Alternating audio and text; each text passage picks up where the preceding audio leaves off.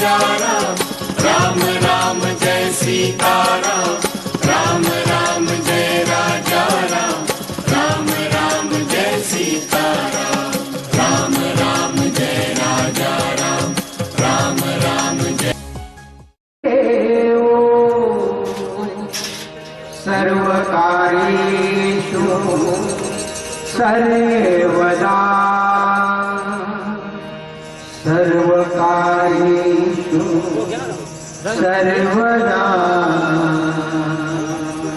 सर्वमंगलमांगल्ये जीवे सर्वार्थसाधिके शरण्ये त्र्यंबके गौरी नारायणी नमोस्तुते। गुरुर्ब्रह्मा गुरुर्विष्णु गुरुर्देवो महेश्वरा गुरुर्साक्षात् परब्रह्म तस्मै श्री गुरवे नमः। नमो गुरुभ्यो गुरुदेवा देवा देवा ओ नमो गुरुदेवा ओ नमो गुरुदेवा। नित्य करो सेवा ओ नमो गुरुदेवा। नित्य करो सेवा नित्य करो सेवा नित्य करो सेवा ओ नमो गुरुदेवा ओ नमो गुरुदेवा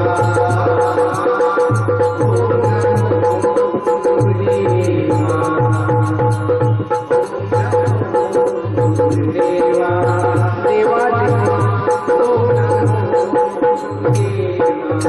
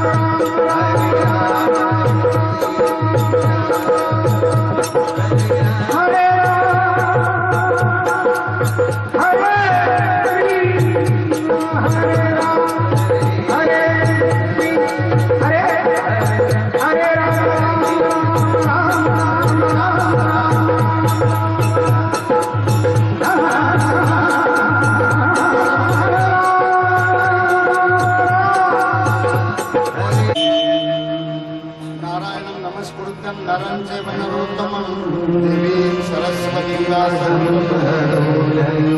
शान्ताकारं भुजगशयनं पद्मनाभं सुरेशं विश्ववाधारं गगनसदृशं मेघवर्णं शुभाङ्गं लक्ष्मीकान्तं कमलनयनं योगिभिरानन्दं वन्दे विष्णुं भवभयहरं सर्वलोकैकनाथं गुरुर्ब्रह्मा गुरुर्विष्णुः गुरुर्देवो महेश्वरः गुरुर्साक्षात् परब्रह्म तस्मै श्रीगुरवे नमः ब्रह्मानन्दं परमसुखदं केवलं ज्ञानमूर्तिं द्वन्द्वातीतं गगनसदृशं तत्त्वमस्यादिलक्ष्यम् एकं नित्यं निर्मलं मथनं सर्वधी साक्षिभूतं भावातीतं त्रिगुणरहितं सद्गुरुं रामो राजमणि सदा विजयते रामं रमेशं भजे रामेणाभिहतानि शाचरजम् रामाय तस्मै नमः रामान्नास्ति परायणं परतरं रामस्य दासोऽस्म्यहं रामे चित्तलया सदा भवतु मे भो राम मां उत्तरम् राम रामेति रामेति रमे रामे मनोरमे सहस्रनाम तत्तुल्यं श्रीराम नाम वरानने रामामि तव दास दास म्हणवी माते कशाचे भय रामा जाईन ज्या स्थळे सुखगना होईल तेथे जय रामाय रामा तू सकला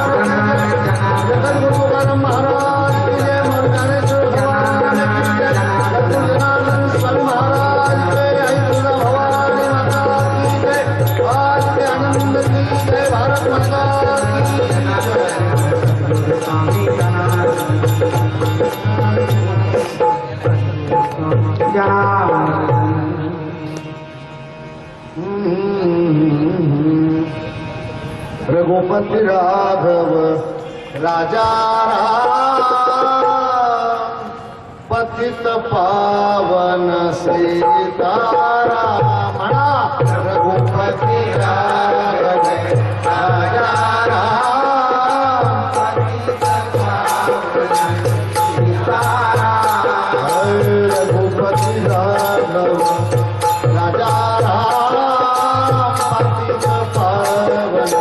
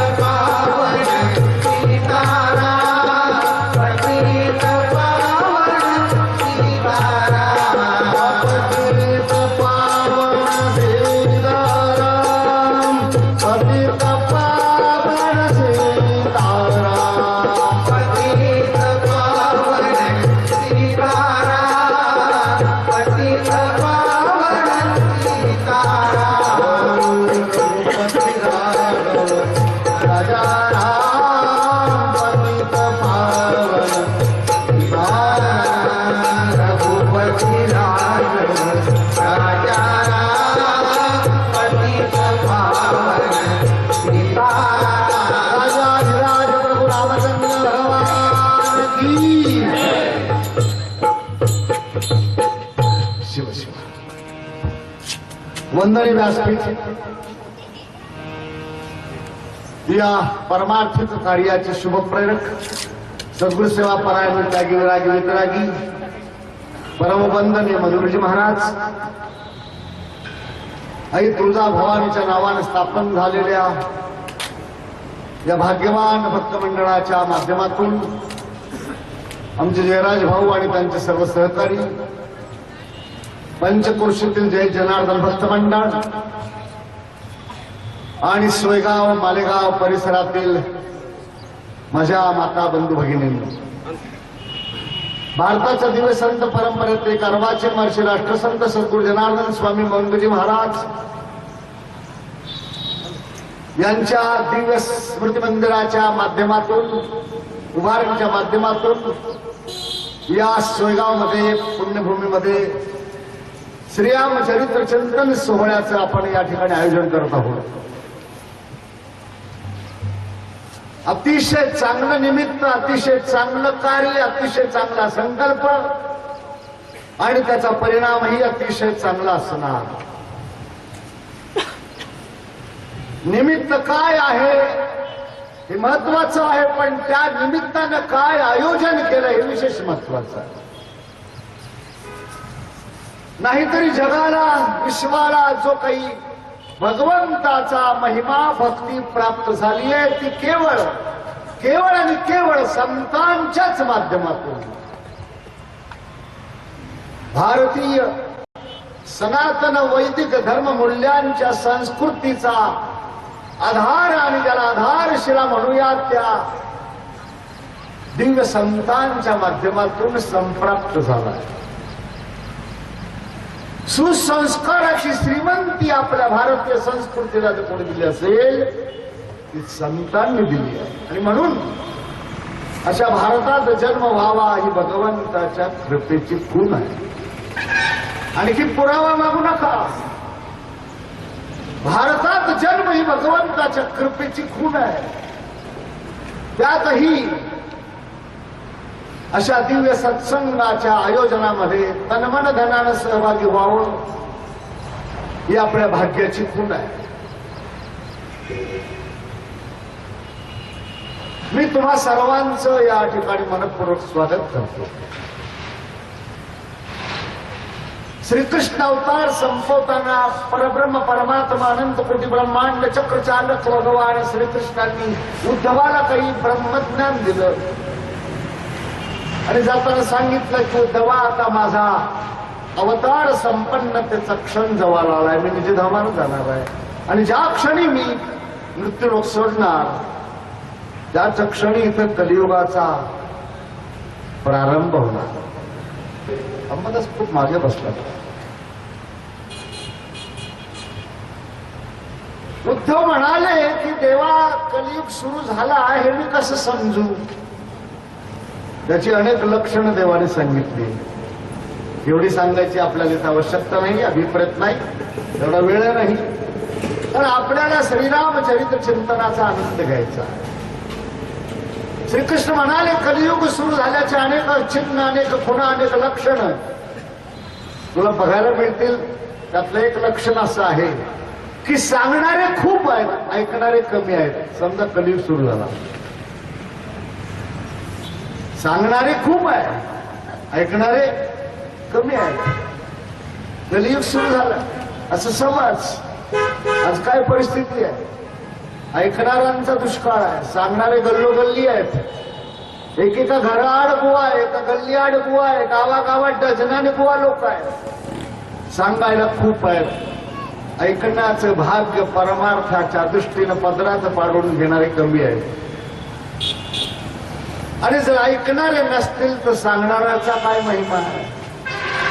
माऊली ज्ञानेश्वर सांगतायत वक्ता तो वक्ता नोहे श्रोता है. आणि म्हणून गणपती अथर्व शीर्षामध्ये प्रार्थना केली गणनायकाला, सिद्धिबुद्धीचा नायक तो, गुणेश तो, गणेश तो. हे भगवंता आमचं रक्षण कर, आमच्या संस्कृतीचं रक्षण कर, आमच्या संस्काराचं रक्षण कर आणि ते संस्कार समाजापर्यंत पोहोचवणाऱ्या वक्त्यांचं रक्षण कर आणि ऐकणाऱ्याचे रक्षण कर. अववक्तारम अवस्रोतारम. सांगणारे खूप असतील, ऐकणारे काहीच नाही कमी असतील. तो कलियुग आहे. आजच्या मंडपात पाहिलं तर सांगणारे एक आहे आणि ऐकणारे खूप आहे. याचा अर्थ सोयगावला कलियुग अजून सुरू झालेला असं गृहीत धरावं. सोयगाव, सोयीचं गाव, सोय करणारं गाव, सोय सांगणारं गाव, सोय सांभाळणारं गाव, सोय स्वीकारणारं गाव. सोय म्हणजे काय, गैरसोय म्हणजे काय? जन्मल्यापासून मरेपर्यंत आपण जे जे करतो ते आपल्या सोयीसाठी करतो. ते शिक्षण असेल, ती पदवी असेल, ती प्रतिष्ठा असेल, तो पैसा असेल, ते घर असेल, तो वाडा असेल, तो राजवाडा असेल, पत्नी असेल, पोरं असतील, घर असेल, घरामध्ये सामान असेल, फर्निचर असेल, सगळं असेल. जे जे सोय म्हणून आपण घेतलंय, कधी कधी असं वाटायला लागतं की ही गैरसोय आहे. असे बंगले, असे फ्लॅट पाहिले काही ठिकाणी आम्ही की घरामध्ये हिंडायला जागाच नाही, एवढं फर्निचर. नवीन पाहुणा तर अडखळून पडणार, इतकं फर्निचर. पण काल एवढं का घेतलं म्हणाल, ते मॉडर्न निघालं की आम्ही घेतो, नवीन निघालं का आम्ही घेतो. भल्या माणसात तुला माहित नाही अजून, तुझे नवीन म्हणून बाजारातून घेतलं आणि घरी आणले. घरी येईपर्यंत ती फॅशन बाजारात जुनी झालेली असते. इथं प्रत्यक्षाने परिवर्तन आहे. परिवर्तन प्रकृतीचा नियम आहे. जे जे करावे सोयीसाठी ते गैरसोय होते. थोडं हळूच सांगतो, म्हातारपणी बायको ही गैरसोय वाटायला लागते. ही अडचण माझ्या मनात असती ना, मी कधी कधी म्हातारी म्हणते ही लई अडचण झाली म्हाताऱ्याची. सोय म्हणून पतीची अडचण, पत्नीची अडचण, काही ना पुत्रांची अडचण. नसते जन्माला चाललं असते करंट. सोय म्हणून करायला गेलो आणि झाली गैरसोय. सोय कशाला म्हणतात? परब्रह्म विद्येच्या पर्यंकावर पडलेल्या प्रतिमेचे प्राणेश्वर माऊली ज्ञानेश्वरांनी भगवान श्रीकृष्णांच्या गीतामृताचं मायबोलीमध्ये भाषांतर करताना जो काही भाव अभिव्यक्त केलाय त्या ज्ञानेश्वरीमध्ये याची एक सुंदर ओवी आहे. सोय म्हणजे काय? किंबहुना सोय जीव आत्मयाची लाहे आणि तेथे जे प्राप्त होय सोय, ते सुख ती सोय. बाकीची गैरसोय. सोय तिथंच लागेल जिथं स्वतः जे सोयीस्कर आहेत, जे अव्यवस्थित आहेत, जे अवस्थित आहे, जे अस्वस्थ आहे, ते दुसऱ्याला स्वस्त आणि सोय कशी देणार? आणि म्हणून कधी कधी त्या सोयीचं स्मरण व्हावं, त्या सोयीचा स्वीकार व्हावा, त्या सोयीचं अनुस्मरण व्हावं म्हणून असे भाग्यवान मंडळी अशा सत्संगाचं आयोजन करतात. तिथं संतांचा, तिथं सत्संगाचा, तिथं ग्रंथांचा, तिथं सत्पुरुषांचा, तिथं महापुरुषांचा उद्घोष होतो. त्यांच्या चरित्राचा, त्यांच्या गुणांचा, त्यांच्या स्वरूपाचा, त्यांच्या स्वभावाचा, त्यांच्या सामर्थ्यांचा. आणि हा सत्संग हीच जीवनातली खरी सोय आहे.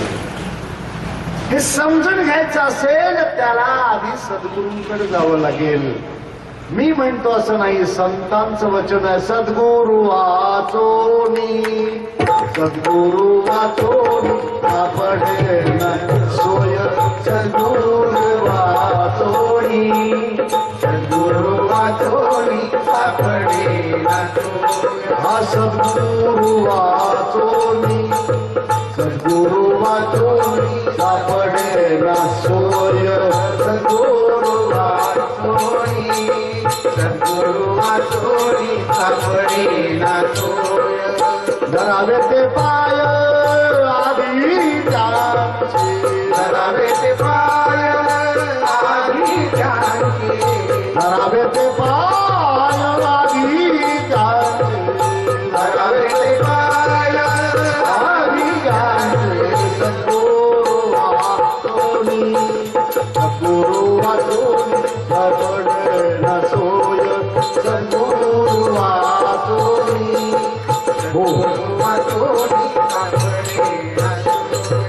ज्यांची ज्यांची सोय लागली ती सद्गुरूंमुळे लागली, संतांमुळे लागली. करी, संताविणे प्राप्ती नाही ऐशी वेद देती ग्वाही. काय वेळ निवडली तुम्ही सत्संगासाठी जयराज भाऊ? शिमगा संपलाय, हो ना? शिमगा संपलाय, चैत्र यायचा आयुष्यभर शिमगाचा आहे. रंग बेरंग बहुरंग ढंग उधळण्याचे दिवस संपले. संपलाय शिमगा. आता स्वागत चैत्राचं. ते चैत्राचं स्वागत, ते चैतन्याचं स्वागत, ते चिंतनाचं स्वागत, ते चिंतन रामचरित्राचं, श्रीरामरायाच्या चरित्राच्या चिंतनाच्या चैत्राचा चैतन्याचा पाडवा, गुढी पाडवा आनंदाचा स्वीकार करताना या आयोजनाचं औचित्य ज्या ज्या मंडळींना हा आठवडा सापडला, दंडवत करतो त्यांच्या श्रद्धेला. अजून शिमग्याची धुरा खाली बसायच्या. चैतन्य भगवान सत्य आहे, भगवान चैतन्य आहे, भगवान आनंद आहे, सच्चित आनंद आहे. आणि त्याच चैतन्य स्वरूप परब्रह्माच्या दिव्य चरित्राचं चिंतन करण्यासाठी आपण सगळे बसलो. मी कोणी महाराज नाही, मी उपदेशक नाही, मी कोणी साधू नाही. बस तुम्ही खाली आणि मी स्टेजवर सोयीसाठी बसलो आहोत. आपण सगळे मिळून काय करायचं आहे? रामायाच्या चरित्राचं चिंतन करायचं आहे. पण तुम्ही म्हणाल राम कथा का नाही? कथेमध्ये प्रसंगाला प्राधान्य दिलंय आणि चिंतनामध्ये तत्वज्ञानाला प्रारंभ दिलाय. तत्वाचं दर्शन करायचं आहे आणि देवांच्या गुरुदेवांच्या अवतार कार्याच्या नुसत्या चित्राची पूजा करण्यापेक्षा चरित्राची पूजा करावी आणि चरित्राची पूजा करण्यापेक्षा चरित्राचं चिंतन करावं. कारण तेच आपल्या जीवनाला धन्यतेकडे घेऊन जाईल. कारण ते चिंतनात तत्वतः चिंतन आहे. भगवद्गीतेच्या माध्यमातून भगवान श्रीकृष्णांनी कबूल केले अर्जुनाला की अर्जुना, जन्म कर्मच मे दिव्यम यो मावेत्ति तत्वतः. मी अवतार घेतो, मी अवतार कार्य करतो, मी लीला करतो माझ्या भक्तांसोबत. या सगळ्या चरित्राचं जो या दिव्य तत्वातून चिंतन करेल, यो मावेत्ति तत्वतः, त्याला पुनर्जन्म नाहीये. आणि म्हणून आपण हे चिंतन या ठिकाणी केलं आहे. जीवन धन्य करणारं चिंतन आहे. धनवान असेल कोणी, पण धन्य असेल असं नाही. एखादा गुणवान असेल मान्य आहे, पण धन्य असेल असं नाही. एखादा ज्ञानवान असेल पण धन्य असेल असं नाही. रूपवान असेल पण धन्य असेल असं नाही. प्रज्ञावान, प्रतिभावान, स्वरूपवान, रूपवान, शौर्यवान, प्रतिष्ठावान, पदवीवान, सगळ्या वानाचा वान असेल, पण जोपर्यंत संतांचा सत्संग नाही तोपर्यंत जीवन धन्य होत नाही. कारण अगोदर स्वतः ते धन्य झाले आणि तेच जगाला धन्य करू शकले. धन्य धन्य धन्य धन्य निवृत्ती राया, धन्य धन्य धन्य धन्य निवृत्ती राया. धन्य त्यांचं जीवन, धन्य त्यांचे येणं, धन्य त्यांचं सांगणं, धन्य आहे त्यांचं आपलं राहणं. धन्य ज्ञानदेव, धन्य ज्ञानदेव, सोपान सखया, सोपान सखया. धन्य धन्य धन्य धन्य निवृत्ती राया, धन्य धन्य धन्य धन्य निवृत्ती देवा. संत धन्य आहे आणि तेच जगाला धन्य करतील. विचारलं कोणीतरी पत्रकार परिषद अमिताभ बच्चनला की तुम्ही जाहिरात करताय ठंडा ठंडा कूल कूल आहे ना, असं काहीतरी बाटली काहीतरी म्हणाल की तुम्ही जाहिरात करतात, तुम्ही लावता का? म्हणायचे मी नाही लावत. का? पण आम्ही इम्पोर्टेड लावतो दुसरं. मग तुझं ते लावत नसेल तर ते वापरण्यासाठी आम्हाला आग्रह करायचं काय कारण? हेमा मालिनीने विचारलं की तुम्ही लक्स साबणाची जाहिरात करता, म्हणाले हो. मग ती लावल्यावर सगळ्या मुली तुमच्यासारख्या सुंदर होतील. मग ते नाही सांगत, मग तुम्ही जाहिरात कशाला करताय? तुम्ही लक्स वापरताय का? म्हणाले नाही, आमचं तर इम्पोर्टेड साबणी. जे तुम्ही वापरत नाही, ज्याचा तुम्हाला अनुभव नाही, ज्याची तुम्हाला गरज नाहीये, ते आमच्या गळ्यात मारायचं तुम्हाला काय कारण आहे? संत तसे नाही, आधी केले आणि मग सांगितले आणि म्हणून त्यांनी खूप काही सांगितलंय आणि त्यांनी सांगितलंय म्हणूनच आपण ऐकतो आहोत. एवढे उपकार आहे आपल्यावर.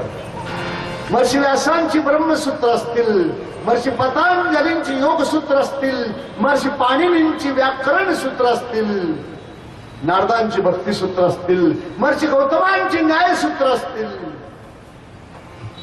वाल्मिकींचं रामायण असेल. केवढा अपार उपकार केलाय आपल्यावर.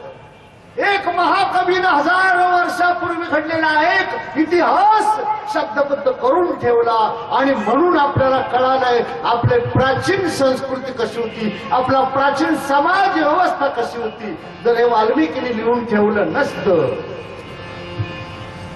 आपल्याला काय कळलं असतं. केवढे उपकार आहेत त्यांचे. उपकार भारी या संतांचे उपकार भारी, सुख दुःखात तेचा माधारी, सुख दुःखात तेचा माधारी. अनेक वाटा आज फुल्या आहे, अनेक वाटा आज फुल्या आहे. जावेच्या वाटा आम्हा परतून लावे, जावेच्या वाटा आम्हा परतून लावे. आमच्या कर्माची वाटच भारी, हो आमच्या कर्माची वाटच भारी. संत सांगती तिचाच घरी, संत सांगती तिचाच घरी. या संतांचे उपकार भारी, या संतांचे उपकार भारी. सुख दुःखात तेचा माधारी, सुख दुःखात तेचा माधारी. एवढे उपकार आहेत. एवढं लिहून ठेवलंय. काय ती भाषा, काय ते प्रभुत्व, काय ती रचना, काय ते साहित्य, काय ते संस्कृत. सांगण्याची एक पद्धत आहे. जे सायासे स्तन्य सेवी ते पक्वान्न केवी जेवी, म्हणून बालकासी न द्यावी धनुर्धरा. अर्जुना, जे बाळ अजून आईचं स्तन सुद्धा पिताना त्याला परिश्रम होत आहेत. काही तासापूर्वी जन्मलेले लेकरू सायासे स्तन्य सेवी ते पक्वान्न केवी जेवी. आईचं दूधही ज्याला प्यायला अजून जमत नाही त्याला बासुंदी रबडी पाहिजे चालेल का? जो समाज अजून भक्तीची एबीसीडी माहित नाही, जीवन कृतार्थतेची कुठलीही संकल्पना नाही, बस साईबापांच्या माध्यमातून जीवन मिळालंय, देह मिळाला पण ध्येय नाही मिळालं. ध्येय संत देतील, सद्गुरू देतील, जीवन देतात मायबाप, पण जीवन दृष्टी नाही मिळाली ती फक्त संत ते सद्गुरू देऊ शकतात. आणि म्हणून सत्संगात आलं पाहिजे. इथं संगती कळते, इथं विसंगती कळते, इथं आराध्य कोण, इथं आदर्श कोण, इथं खरं काय, खोटं काय, घ्यावं काय, न घ्यावं काय, ऐकावं काय, ऐकू नये काय, प्राधान्य कशाला द्यावं. अतिशय सुरस, अतिशय सुंदर. ड्युटीहून आले आणि वामनराव रात्री जेवायला बसले. पहिलाच घास तोंडात गेला, आमटीत मीठच नाही. भडकला काय बायकोवर, तुला अक्कल नाही, तुला समजत नाही, एवढं कष्ट करतो आम्ही, दिवसभर भरा भरा भरा मरतो, 4 घास सोयीचे राहतील तोंडात, पोटात जात नाही, काय उपयोग तुला, थोडं काही दुसरे काम असतात काय, टीव्ही तरी किती पाहायचं वगैरे वगैरे, आरडा ओरडा करून फार सत्यानाश. वामनरावचा शिमगाच चालू झाला. नेमकं शेजारी बबनराव राहत होते, त्याच्या बायकोने आमटीत मीठ टाकायचं विसरले. दोघी कुठेतरी बसले असले गप्पा मारी. बबनरावने पहिला घास खाल्ला, कळलं मीठ नाहीये. भाषा कशी आहे बघा. वामनरावने फक्त मीठ नाही पाहिलं, पहिल्या घासात शिव्या. बबनरावने पाहिलं मीठ नाहीये. छोटा बबल्या बसला होता. बबल्या इकडे ये. शाळेत गेला होता, म्हणाला हो पप्पा. ट्युशनला गेला तर म्हणा हो पप्पा. होमवर्क केला, म्हणाले हो पप्पा. खूप अभ्यास कर, खूप मोठा हो, खूप मोठा हो, खूप पैसे कमाव आणि तुझ्या आईला एक मिठाची पुडी आणून दे. अगं बाई, मीठ नाही काय आमची. भाषा आहे सांगण्याची. संतांची सांगण्याची भाषा कशी. कळेल आपल्याला श्रीरामचरित्र चिंतनात काय आहे रामरायाचं जीवन. पुत्र कसा असावा रामाकडे पाहून समजेल, पिता कसा असावा रामाकडे पाहून समजेल, पती कसा असावा रामरायाकडे पाहून समजेल, स्वामी कसा असावा बघा रामरायाच्या चरित्रात, सेवक कसा असावा बघा रामरायाच्या चरित्रात, सखा कसा असावा बघा रामरायाच्या चरित्रात. आदर्श व्यक्तिमत्वाचा, परमोच्चतेचा, सर्वोच्चतेचा आविष्कार रामरायाचे चिंतन आहे. कौशल्याच्या पोटी आला म्हणून कौशल्याचाच का, मारुतीचा स्वामी म्हणून मारुतीचाच का, लक्ष्मणाचा बंधू म्हणून तो लक्ष्मणाचाच का, बंधू म्हणून त्याचा, पुत्र म्हणून तिचा, पती म्हणून जानकीचा. मग आमचा कोण आहे? आमचा भगवान आहे. कशावरून? भक्ती करा, प्रेम करा, आळवा त्याला, बस तो आपल्यासाठीच आहे.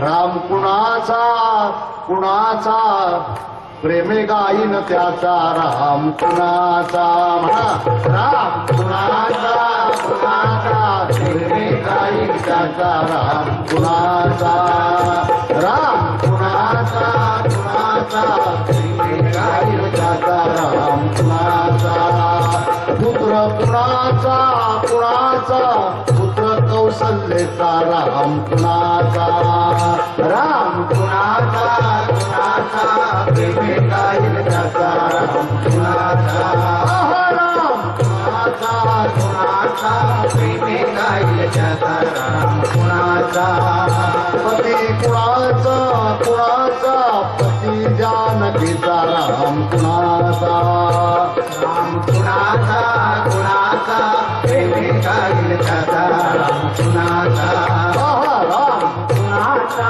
कुणाचा प्रेमे गाईल त्याचा, राम कुणाचा, सखा कुणाचा कुणाचा सखा सुग्रीवाचा, राम कुणाचा, राम कुणाचा कुणाचा प्रेमे गाईल त्याचा, राम कुणाचा, राम कुणाचा कुणाचा प्रेमे गाईल त्याचा, राम कुणाचा, बंधू कुणाचा कुणाचा बंधू लक्ष्मणाचा, राम कुणाचा, राम कुणाचा कुणाचा प्रेमे गाईल त्याचा, राम कुणाचा, राम कुणाचा कुणाचा प्रेमे गाईल त्याचा, राम कुणाचा, स्वामी कुणाचा कुणाचा स्वामी हनुमंताचा, राम कुणाचा, राम कुणाचा कुणाचा प्रेमे गाईल त्याचा, राम कुणाचा, राम कुणाचा कुणाचा प्रेमे गाईल त्याचा, राम कुणाचा, राजा कुणाचा कुणाचा राजा अयोध्येचा, राम कुणाचा, राम कुणाचा कुणाचा प्रेमे गाईल त्याचा, राम कुणाचा, राम कुणाचा कुणाचा प्रेमे गाईल त्याचा, राम कुणाचा. बस आणखी नाही नको. ढाई अक्षर प्रेम का पढ़े सो पंडित हो, पंडा आत्मविषया बुद्धी यशामते ही पंडिता. जाणे भक्तीचा जिव्हाळा तुझी दैवाचा अनेक नव्हे माझ्या पंडित. बस ईश्वराला आणखी ना काही नको आहे. तुमचं भक्तीत भगवंताच्या ठाई समर्पण प्रत्यर्पण किती आहे, आणि ते समजण्यासाठी, ते कळण्यासाठी, ते मिळण्यासाठी अशा सत्संगाच्या आयोजनाची आवश्यकता आहे. मग कळतं. लग्न आहे, हळद आहे, मंडप आहे, खरी गोष्ट आहे, केलं पाहिजे. किती वेळ करायचा आहे, किती वेळ करायचा आहे हे महत्वाचं आहे. कुणासाठी करायचं हे महत्वाचं आहे. 4 ते 7 ही ना हळद लावायची वेळ आहे, नाही मंगलाष्टकाची वेळ आहे, नाही पंक्तीची वेळ आहे. पण लग्नाच्या नावाखाली अनुपस्थित राहिलेल्यांची कीव करावी की नाही? अरे 2 तासाचा प्रश्न आहे फक्त, इथं प्राधान्य द्या. एका माणसाच्या बायकोची तब्येत बिघडली, काही काही काही शेतकरी माणूस तो डॉक्टरकडे पळत गेला. डॉक्टर म्हणाले चल. त्याच्याच मोटरसायकल बसले. डॉक्टर पुढे, हा मागे, त्याच्या हातात डॉक्टरची बॅग. घरात गेले. डॉक्टरने पडदा ओढून घेतला. त्या शेतकऱ्याच्या बायकोला तपासायला. हा एकटा बाहेर उभा राहिला. अजून काही कळेना. 5 मिनिटं झाले, 10 मिनिटं झाले. बायकोला काय झालं, काय नाही झालं. डॉक्टर साहेब काही सांगायला तयार नाही. 10 मिनिटांनी डॉक्टर बाहेर आले. म्हणून बबनराव काय म्हणाली, हातुडी हातुडी नाही आहे लगेच आणून दिली हातुडी. 5 मिनिटं पुन्हा काहीच नाही. पुन्हा 5 मिनिटांनी डॉक्टर बाहेर का इथं पक्कड मिळेल का, पक्कड आहे शेजारून आणून दिली. 10 मिनिटांनी परत बायको स्क्रूड्रायव्हर आहे. 15 मिनिटं झाले. पुन्हा करवत आहे का, करवा झालं काय नक्की बायकोला माझ्या हे आतोड्यात करवतील. हे काय झालं काय, त्या घशाला अटकलं की काही नाही. अहो म्हणलं काय झालं म्हणजे मी अजून त्याला तपासलंच नाही. मग डॉक्टर साहेब तुम्ही करून का राहिले. म्हणाले बॅग उघडून राहिलो. बॅग उघडत नाही माझी अजून. तोवर तुम्ही राम म्हणावा. प्राधान्य कशाला द्यायचंय, प्राधान्य कशाला द्यायचंय, कशाला मिळालं हे जीवन फक्त एवढंच करण्यासाठी. अरे ते तर जनावरही करतात ना काहीतरी, नाहीतरी काय थोडी श्वान सुकरे बापुडी. 2 तास आपल्याला जर परमार्थासाठी देता येत नसतील मायबाप, कोणी तारील आपल्याला, कोण वाचवील आपल्याला. प्राधान्य कशाला द्यायचंय, कशाला. हाताने टाळी, मुखाने राम, श्रीराम जय राम जय जय राम. हाताने टाळी, मुखाने राम, श्रीराम जय राम जय जय राम. हाताने टाळी, मुखाने राम, श्रीराम जय राम जय जय राम. हाताने टाळी, मुखाने राम, श्रीराम जय राम जय जय राम. जय राम जय जय राम, श्रीराम जय राम जय जय राम. श्रीराम जय राम जय जय राम, श्रीराम जय राम जय जय राम. श्रीराम जय राम जय जय राम,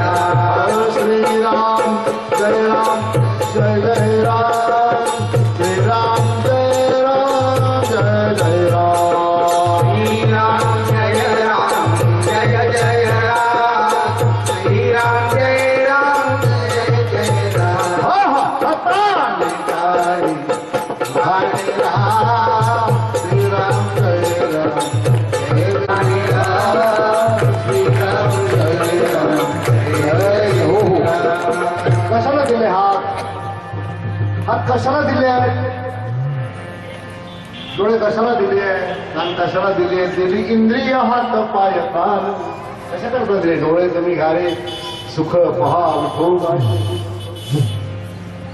तुम्ही ऐका रे कान माझ्या विठोबाचे गुण. घेई घेई माझे वाचे गोड नाम विठोबाचे. त्याच्यासाठी दिले. आपण काय करतोय आपल्या हातानं. घराघरी वसती लक्ष्मी कर्मध्ये. आमच्या ब्रह्मगिरीवर हे डोंबारी वगैरे पूर्वी माकड पकडायला यायचे. असं मडकं असायचं पक्क, त्याला अशी चिंचोळी असं ते सुरईसारखं तोंड, त्याच्या शेंगदाणे फुटाणे भरायचे थोडेसे आणि ते साखळीला बांधून ठेवायचे. झाडपाला टाकून झाकून. माकडं आले खेळता खेळता, कोणीतरी पाहिलं त्याच्यामध्ये शेंगदाणे फुटाणे बारीक असं एवढं तोंड होतं त्याचं, असं चिचपळत फोंपणी सारखं. माकडाने हात घातला, मूठ भरली, हात आत गेला पण मूठ भरली, हात अडकला. आता लागलं किंचाळायला, जीव काढायला, पुढे हात सुटतो. फार मरायची पाळी तर हात सुटत नाही. हात तेव्हाच सुटेल तेव्हा याची, तोपर्यंत तो गारुडी, तो माघारी येतो, जाळ टाकतो, याला साखळीने बांधून टाकतो, तरी मूठ सुटत नाही. पण ते मडकं फोडून तो हात बाहेर काढावा लागतो. हा बांधला की बांधला गेला, कोणीच बांधत नाही. यापुढे आपण करा सोडवणं आणि संसार बंधन तोडावे. की आपण केलंय ते आपल्या अज्ञानानं केलंय. ते रत्नाकर दस्यू नावाचा एक डाकू होता. तसा तो डाकू नव्हता, होता ब्राह्मणाचा मुलगा, प्रचेत्याचा पुत्र. पण वाईट संगतीत लागला. एका क्षणाची वाईट संगत आयुष्याचं वाटोळ करू शकते मायबाप. आणि म्हणून तो क्षण देवाच्या संतांच्या भजनात घातला पाहिजे. देवाचे द्वारी उभा एक क्षण पुरेसा. वाईट सवयी लागल्या, वाईट व्यसनं लागली, घरात हुसकून दिला, व्यसनाला पैसा पुरेना, चंगळवाद भोगवाद अष्टभोगात अडकलेला हा रत्नाकर मग चोऱ्या करायला लागला. चोऱ्या करता करता पकडला जायला लागला, मार खायला लागला, मग दरोडे टाकायला लागला. तरी पोलीस पाठलागावर मग जंगलामध्ये गेला. तिथंच घर, तिथंच घरवाली, तिथंच लेकर. अशा जागेवर बसायचा की जिथून पळताच येणार नाही त्या रस्त्याने जाणाराला. पूर्वीच्या काळी असे हायवे नव्हते.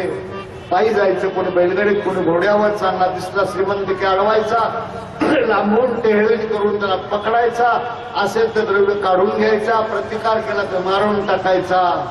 असाच एक दिवस तो आपला नेहमीच्या धंद्यासाठी दबा धरून एका झाडाच्या आड बसलेला आहे.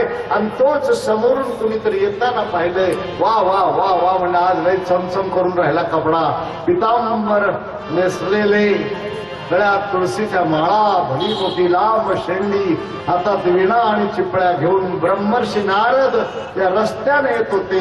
याला नारदही कळत नव्हता, याला चिपळ्या कळत नव्हत्या, याला पितांबरही कळत नव्हता. कुणीतरी येतोय आणि चमचम कपडे घालतोय म्हणजे पैसेवाला असला पाहिजे.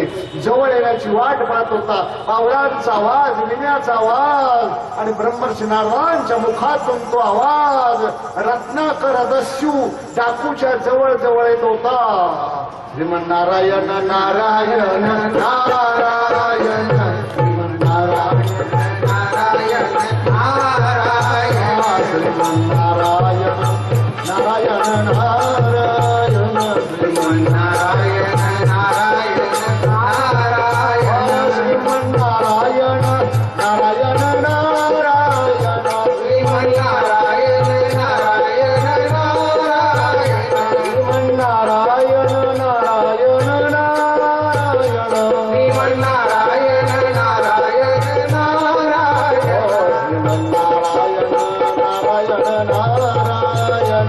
श्रीमन नारायण नारायण नारायण, सत्यनारायण नारायण नारायण, सत्यनारायण नारायण नारायण, सूर्यनारायण नारायण नारायण,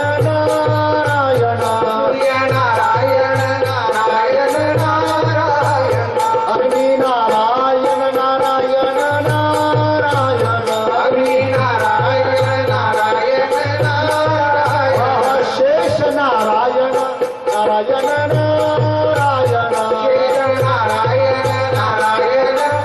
नारायण, बद्रीनारायण नारायण नारायण, बद्रीनारायण नारायण नारायण, लक्ष्मीनारायण नारायण नारायण, लक्ष्मीनारायण नारायण नारायण, श्रीमन नारायण नारायण नारायण, श्रीमन नारायण नारायण नारायण, श्रीमन नारायण नारायण नारायण.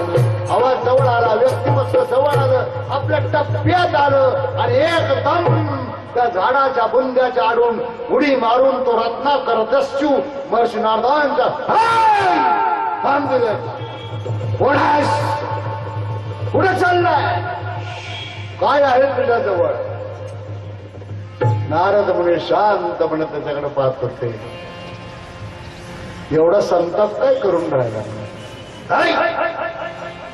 कुठं झालाय? तुला काय करायचंय? तू काय करतोस? म्हणजे तुला काय करायचंय? तुझ्याजवळ काय आहे दाखव. म्हणजे विणा आहे, चिपळ्या आहे. तू काय करतो? म्हणजे देवाचं भजन कीर्तन. मग तुझ्याजवळ जास्त पैसे असतील, कारण कीर्तनकारांकडे जास्त पैसे आहेत असं मी ऐकलंय. म्हणाले पेपरला बातम्या येतात, हजारो कोटी रुपये कमवले कीर्तनाच्या नावाखाली, प्रवचनाच्या नावाखाली. याचा अर्थ तुझ्याजवळ जास्त पैसा असला पाहिजे. हा ना, भलते पैसे काही काही बुवा लोकांना कुठून आणतं, पण कोटीच्या खाली बोलतच नाही कोणी. बेशरमपणाची हद्द आहे. कीर्तन विकायचा विषय, कन्या विकायचा विषय आहे, कथा विकायचा विषय आहे. जगद्गुरु तुकोरोबर आहे म्हणाले, तिथं कीर्तन करायचं, तिथं पाणी पण प्यायचं नाही. अरे भगवंताचा प्रसाद आहे, देवांचा गुरुदेवांचा प्रसाद आहे. हा विकायचा ते वाटायचा. सुपाऱ्या घेतायत माणसं, सप्त्याच्या सुपाऱ्या. गोवा लोकांचं सोडा, टाळकर यांचे निरोप आले, आम्हाला 200 रुपये रोज आम्ही येऊ. एका शहाजूक तबलेवाल्याला विचारलं, परवा येतंय काय जरा, आम्हाला तबलेवाल्याची अडचण आहे. येऊ म्हणाले, 1000 रुपये रोज घेईन. समोर भेट, सप्ताह झाल्यावर मग पाहतो तुझ्याकडे. लाज वाटायला पण 1000 रुपये रोज. बोट तुला भगवंताने त्याच्यावर दिली का, त्याच्यासाठी दिली का? अरे काही धन कर, काही धन्य कर, उरावर बांधून न्यायचं का? करगोट सुद्धा तोडून घेतात मायबाप. तिथं काही कुणी कुणाला सोडवत नाही. काळाची हे उडी पडेल जेव्हा, काळाची हे उडी पडेल का जेव्हा, सोडविना तेव्हा माय बाप, सोडविना तेव्हा माय बाप, सोडविना देवा माय बाप, सोडविना देवा माय बाप. काळाची हे उडी पडेल जेव्हा, काळाची हे उडी पडेल का जेव्हा, सोडविना तेव्हा माय बाप, सोडविना तेव्हा माय बाप, सोडविना देवा माय बाप, सोडविना देवा माय बाप. सोडविना बंधू पाठ्याची बहीण, सोडविना बंधू पाठची बहीण, शेजेची कामीन दूर राहिली, शेजेची कामीन दूर राही, शेजेची कामीन दूर राही, शेजेची कामीन दूर राही. सोडविना राजा देशाचा चौधरी, सोडविना राजा देशाचा चौधरी, अनेक सोय रे भले भले, अनेक सोय रे भले भले, हो अनेक सोय रे भले भले, अनेक सोय रे भले तुका म्हणे तुझं सोडविना कोणी, तुका म्हणे तुझं सोडविना कोणी, एक चक्र पाणी वाचोनिया, एक चक्र पाणी वाचोनिया, एक चक्र पाणी वाचोनिया, एक चक्र पाणी वाचोनिया. कष्ट सोडवील, केव्हा सोडवील? जात्याला शरण करा, त्यांच्या नावाचं भजन, त्यांच्या चित्राची पूजा, चरित्राची पूजा, त्यांच्या दिव्य चरित्राच्या तत्वाचं चिंतन. काही काही लोक आम्हाला आठवतं, कीर्तनकार म्हणाले रामकथा लिहा. चिंतन काय? चिंतन शब्द परमार्थच नाही म्हणून तुम्हाला कोणी सांगितलंय? भगवद्गीतेत दिले, अनन्य चिंतयन्तो माम हे जना परिउपास. जो माझा अनंत चिंतन करतो, कृष्ण भगवान कबूल करतायत. तुकोबर आहे, नाथ महाराज सांगतायत, हरीचे चिंतन सर्व काळ. चिंतन नाही असं कसं म्हणता येईल?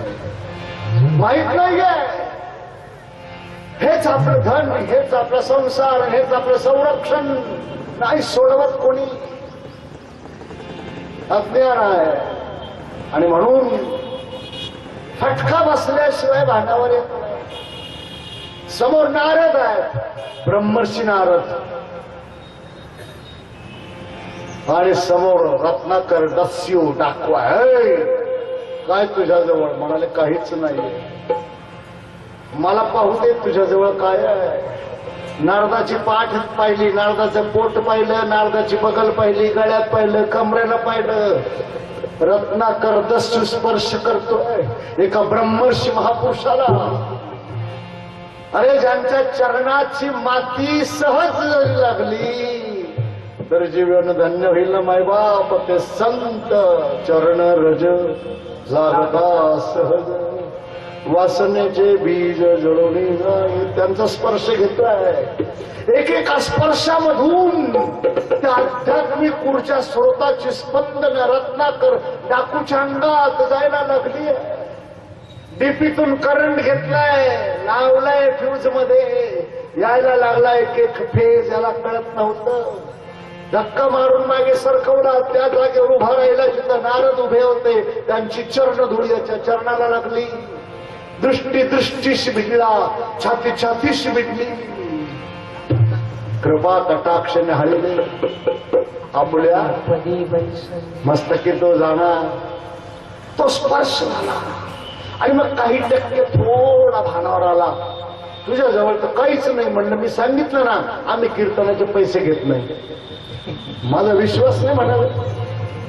फुकट कीर्तन म्हणे. हो, जाऊन पाच सोयगावला चालू आहे की नाही, ठरलं का काही सुपारी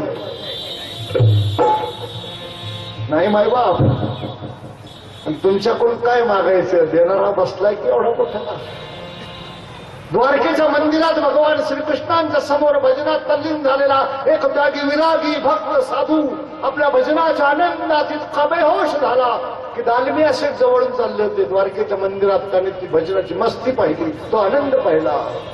भक्तीची मस्ती आहे, तेवढी मुद्दत गावी नाही, आनंद आहे, ती ऊर्जा आहे, चैतन्य स्वरूप आहे, ते आनंद स्वरूप आहे. ते दालमिया शेठ जो भारत सरकारला त्या काळात कर्ज देत होता, अब्जाधीश उभा राहिलाय, ज्याच्या मागे शेकडो लोक पदर पासून फिरत होते, आम्हाला हे द्या आम्हाला ते द्या. द्यायचं नाव नव्हतं की घ्यायचं नाव नव्हतं. तो महापुरुषाच्या समोर उभा आहे, भजनानंदी साधूच्या त्यागी विरागी एक लंगुटे अंगावर आणि चिपळ्या घेऊन गोपाल कृष्ण राधा कृष्ण, गोपाल कृष्ण राधा कृष्ण, गोपाल कृष्ण राधा कृष्ण, गोपाल कृष्ण राधा कृष्ण, गोपाल कृष्ण राधा कृष्ण, गोपाल कृष्ण राधा कृष्ण, गोपाल कृष्ण राधा कृष्ण, गोपाल कृष्ण राधा कृष्ण, गोपाल कृष्ण राधा कृष्ण, गोपाल कृष्ण राधा. भजन संपस्तोर दालमिया शेठ उभे राहिले बाजूला आणि मग भजन संपल्यावर जवळ गेले. ओम नमो नारायण महाराज जी. हो, कुछ सेवा द्यावं असं वाटलं. जे मागतात त्यांना कोणी देत नाही आणि जे घेत नाही त्यांच्या मागे घेऊन गठोडे पडतात लोक. मागण्याची आस आहे मुखाकडे. ज्यांच्या बापाच्या जमिनीचा 1 एकरचा भाव 7 कोटी रुपये या मिनिटाला आहे, त्या नाशिक महापालिकेत ज्यांच्या अब्जावधी रुपयाची जमीन आहे, ज्यांच्या बापाच्या जमिनीचा भाव एकराला 7 कोटी रुपये आहे, ज्यांच्या बापाच्या जमिनीतली द्राक्ष 7 समुद्रापलीकडे जात आहे, त्यांचंच एक लेकरू दाढी जटा वाजून आणि भगर फलहार करून लंगोटी लावून तुमच्या मंडपात येऊन बसले. त्यांचं काय भलं व्हायचं आहे? कल्याण तुमचं व्हायला पाहिजे. पहिलं तुम्हाला द्यायला आले ते ओळख करा. मी कोणाचा गौरव करायला नाही आलो. पूजा त्यागाची आहे, न मागे त्याची रमा होय दासी. दालमिया शेठने सांगितलं कुछ सेवा. एकदम राग आला तर साधूला. क्या बात है? बोला कुछ सेवा. हाच लौंडे बोले वो क्या मर गया जो तुझसे मांगू, वो क्या मर गया. माझा देव काय मेला का तुझ्याकडे हात पसरू. मला आवश्यक असेल तर माझा देव देईल ना. मी जे जे मागितलं ते माझ्या गुरुदेवाने दिलंच असं नाही, पण ज्याची गरज आहे ते दिल्याशिवाय राहिले. हे कळलं पाहिजे. ज्याची गरज आहे ते देतात, जे मागतात ते देतीलच असं नाही. लग्नाच्या नवऱ्याने दिलेली साधी साडी सुद्धा पैठणी सारखी आहे. रस्त्यावरून चालणाऱ्या एखाद्या सावट माणसाने पैठणी दिली तर घेईल का पतिव्रता. वो क्या मर गया जो तुझसे मांगू. त्या काळात लाखो रुपयाचा नजराणा तुकोबारायांना पाठवला. छत्रपती शिवाजी महाराजांनी चांगल्या हेतूने तुकोबारायांना विचारलं कशासाठी पाठवला. तुम्ही सुखी व्हावे म्हणून. म्हणाले नाही, आम्ही तेने सुखी म्हणा विठ्ठल विठ्ठल मुखी. बस नकोय. तू खरंच कीर्तनाचे पैसे घेत नाही. म्हणून नाही, मग तुझं आयुष्य कसं काय चाललंय. म्हणाला तो जगन्नियंता आहे ना. म्हणजे कोणता. म्हणे तो वरती राहतो. तो काय करतो. म्हणाले तो सगळ्या जगाला त्याच्या त्याच्या कर्माची फळं देतो. म्हणाले म्हणजे म्हणे दुष्कर्म केलं तर दुःख देतो, सत्कर्म केलं तर सुख देतो. रत्नाकर टाकून नारदाने विचारतो म्हणजे काय, सत्कर्म म्हणजे काय, दुष्कर्म म्हणजे काय. म्हणाले जो जगाला दुःख देतो त्याला तो शिक्षा देतो. म्हणाले दुःख म्हणजे काय. नारद म्हणाले इकडे ये. त्याच्या बरगडीला असा चिमटा घेतला. म्हणाले हे दुःख. अरे बाप, मी तर लय लोकांना मारलंय. मग एक स्पर्श संतांचा एक दृष्टिक्षेप संतांचा, एक संत चरणाचा दिव्यत्वाचा स्पर्श रत्नाकर दस्यूला खाली आणत होता. मी तर खूप काही केलंय. म्हणाले तुला कोणी सांगितलं होतं? मग माझ्यासाठी नाही केलं. ही माणसं चमत्कारिक असतात. वकिली पॉइंट माझ्यासाठी नाही केलं, मग बायका पोरांसाठी केलं. म्हणाले त्यांना काय घेणं आहे? तुझ्या बापात ते वाटेकरी नाही. म्हणाले होऊच शकत नाही. माझी बायको माझ्या वाटेकरी होईल. म्हणत होऊ शकत नाही. ज्याचे कर्म त्याला भोगावे लागतात. जा विचारू नये. म्हणाले तू पळून जाशील. नाही, नारदाना बांधून ठेवलंय. बांधून ठेवलंय. जो उद्धार करायला आला त्याला खुर्चीवर, कुठे खांबावर, कुठे स्टेजवर, कुठे देवघरात, कुठे कशात, कुठे कशात. प्रेमसूत्रानं बांधून ठेवा देवाला. प्रेमसूत्रानं बांधून ठेवा गुरुदेवाला. नारदानं बांधून ठेवलंय. जो तुला बंधनातून सोडवायला आला त्यालाच बांधून टाकलंय. घरीला पंढरीचाच गळा बांधून हृदयी बंदी खाना केला. हृदयी बंदी खाना केला. घरीला पंढरीचा चोर गळा बांधून हृदयी बंदी खाना केला. हृदयी बंदी खाना केला. हृदयी बंदी खाना केला. हृदयी बंदी खाना केला. आता विठ्ठल कोंडीला हृदयी बंदी खाना केला. हृदयी बंदी खाना केला. हृदयी बंदी खाना केला. बायकाला विचारलं, मुलांना विचारलं, त्यांनी कानावर हात ठेवले. तुमचं काम आहे आमची व्यवस्था करण्याची, पालन पोषणाची. तुम्ही कुठून आणायचं, काय आणायचं तुम्ही ठरवा. मग कळालं आता कोण सोडवील, आता कोण आधार देईल. सगळे मार्ग संपले होते, सगळे आधार संपले होते. पुन्हा नारदांच्या जवळ आला आणि चरणावर लोटांगण घातलं.